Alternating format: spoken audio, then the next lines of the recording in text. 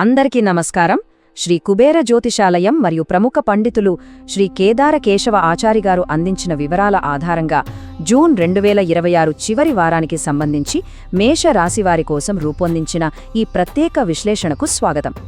ఈ విశ్లేషణలో మేషరాశివారి వృత్తిపరమైన ఎదుగుదల, సంపద సృష్టికి సంబంధించిన వ్యూహాలు మరియు ఆ విజయాలను సులభతరం చేసే శక్తివంతమైన పూజా విధానాలను మనం వివరంగా తెలుసుకోబోతున్నాం.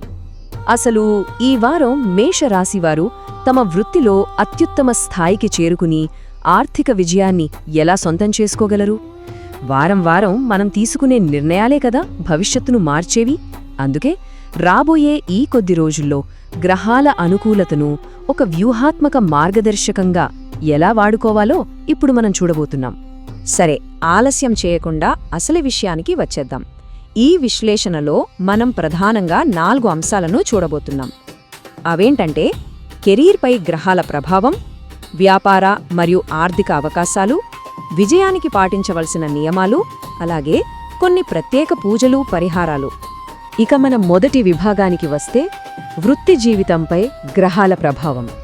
నిజానికి ఈ వారం గ్రహాల కదలికలు కెరీర్ పరంగా ఒక అద్భుతమైన అవకాశాల కిటికీని తెరుస్తున్నాయని చెప్పాలి. గ్రహాల స్థితిగతులను ఒక్కసారి గమనిస్తే అసలు వృత్తి జీవితంలో ఎలాంటి మార్పులు రాబోతున్నాయో ఇట్టే అర్థమైపోతుంది. ఉదాహరణకు మిథున రాశిలో ఉన్న సూర్యుడిని తీసుకుంటే ఇది నాయకత్వ లక్షణాలను, ఖచ్చితమైన నిర్ణయాలు తీసుకునే సామర్థ్యాన్ని అమాంతం పెంచేస్తోంది. అలాగే మేషరాశి అధిపతి అయిన కుజుడు ఇంటర్వ్యూలు ఎదుర్కోవడానికి కావలసిన అపారమైన ధైర్యాన్ని ఇస్తున్నాడు. ఇక బుధుడు విషయానికొస్తే ముఖ్యమైన వ్యాపార ఒప్పందాలను విజయవంతంగా కుదుర్చుకోవడంలో అత్యంత లాభాలను చేకూర్చబోతున్నాడు. మరి ఏ రంగాల వారికి ఈ వారం బాగా కలిసొస్తుందంటే ఐటీ, బ్యాంకింగ్, విద్య, ప్రభుత్వ, అలాగే వైద్య రంగాల్లో ఉన్నవారికి ఇది నిజంగా ఒక గోల్డెన్ పీరియడ్ అని చెప్పొచ్చు. ఇక్కడ ఇంకో ఇంట్రెస్టింగ్ విషయం ఏంటంటే ఆఫీసులో ఎప్పటినుంచో ముందుకు కదలకుండా ఆగిపోయిన ఫైళ్లు చివరకు ఈ వారం కదులుతాయి. అంతేకాదు, ప్రమోషన్ లేదా జీతాల పెంపుకు సంబంధించిన సానుకూల చర్చలు కూడా ఇప్పుడే ప్రారంభమవుతాయి. ఇది నిజంగా భలే ఉత్సాహాన్నిచ్చే విషయం కదూ. ఇప్పుడు మన రెండవ విభాగం వ్యాపార మరియు ఆర్థిక అవకాశాల వైపు వెళ్దాం.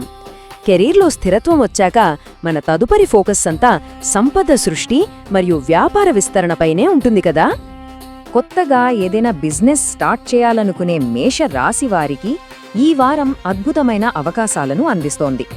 మొబైల్స్, ఎలక్ట్రానిక్స్, బంగారం మరియు వెండి వ్యాపారాలు, ఆధ్యాత్మిక వస్తువులు, పుస్తకాలు, రెడీమేడ్ వస్త్రాలు, కిరాణా మరియు ముఖ్యంగా ఆన్లైన్ వ్యాపారాలు మంచి లాభాల బాటలో నడుస్తాయి. ఈ రంగాలను ఎంచుకునేవారికి విజయావకాశాలు చాలా మెండుగా ఉన్నాయి. అయితే కేవలం సరైన వ్యాపారాన్ని ఎంచుకుంటే సరిపోదు కదా, దాన్ని ఏ సమయంలో మొదలుపెడుతున్నామనేది కూడా చాలా ముఖ్యం. ఉదయం 9:05 నుండి 10:48 వరకు మరియు మధ్యాహ్నం 1:22 నుండి 2:55 వరకు ఉన్న సమయం నూతన వ్యాపారాలు ప్రారంభించడానికి జ్యోతిష్య శాస్త్రపరంగా అత్యంత అద్భుతమైనది. ఈ టైమింగ్స్ ఖచ్చితంగా గుర్తుపెట్టుకోవాలి. ఇక్కడ ఒక ఆసక్తికరమైన విషయం గమనించాలి. ఈ వారం ఆర్థిక పరిస్థితుల 2 కోణాలు స్పష్టంగా కనిపిస్తున్నాయి.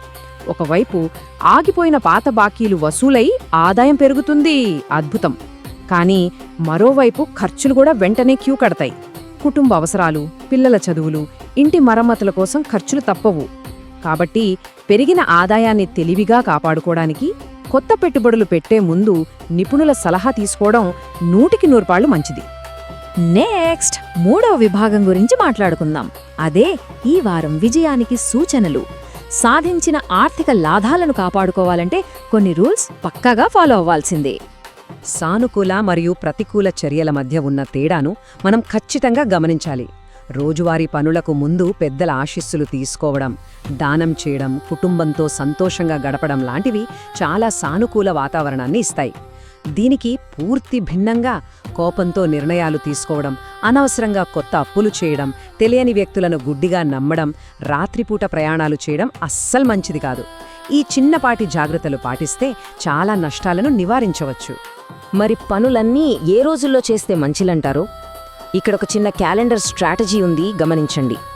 మంగళవారం, గురువారం, శుక్రవారం అత్యంత అనుకూలమైన దినాలు.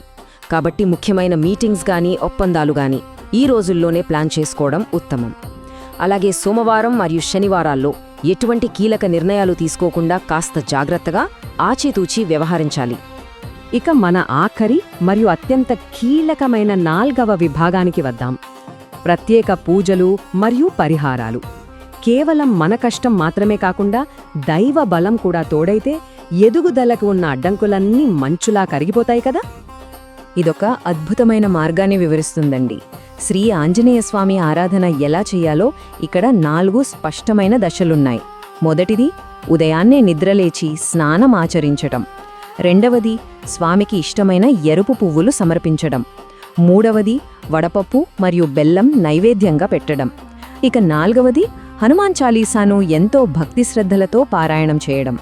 ఈ సాధారణ కాని అత్యంత శక్తివంతమైన పద్ధతులు అద్భుతమైన ఫలితాలను ఇస్తాయి. పూజా విధానంతో పాటు నిర్దిష్ట సమయంలో చేసే మంత్రజపం అత్యంత కీలకం. ఓం శ్రీ హనుమతే నమః అనే ఈ శక్తివంతమైన మంత్రాన్ని ఉదయం 6 గంటల నుండి 7:30 గంటల మధ్య 108 సార్లు జపించాలి. ఇది సంకల్ప బలాన్ని అమాంతం పెంచి వృత్తిలో అద్భుతమైన ఏకాగ్రతను ఇస్తుందని జ్యోతిష్య నిపుణులు చెబుతున్నారు. అసలు మేషరాశికి అధిపతి అయిన కుజుడికి ఖచ్చితంగా ఒక పరిహారం చేయాలి కదా. మంగళవారం నాడు సమీపంలోనే నవగ్రహ ఆలయాన్ని దర్శించి 9 లేదా 11 ప్రదర్శనలు చెయ్యాలి. అలాగే ఎర్రకందులు దానం చేయడంతో పాటు ఓం అంగారకాయ నమః అని 108 సార్లు జపించడం వల్ల వృత్తిపరమైన పోటీలలో అడ్డంకులు పూర్తిగా తొలగిపోయి ప్రతి పనిలో విజయం సిద్ధిస్తుంది. చివరిగా ఈ విశ్లేషణను ముగించే ముందు ఒక ముఖ్యమైన ప్రశ్న. కెరీర్ మరియు సంపదకు గ్రహాలన్నీ ఇంత అద్భుతంగా అనుకూలిస్తున్న ఈ వేళ మేషరాశివారు తమ వృత్తి జీవితంలో ఈరోజు తీసుకోబోయే అత్యంత సాహసోపేతమైన ముఖ్యమైన నిర్ణయం ఏమిటి? ఈ వారం లభించిన ఈ అద్భుతమైన గ్రహబలాన్ని ఉపయోగించుకుని ప్రతి ఒక్కరూ విజయపథంలో ముందుకు సాగాలని ఆశిస్తున్నాము. ఈ జ్యోతిష్య విశ్లేషణను ఇంత ఆసక్తిగా చూసినందుకు ధన్యవాదాలు.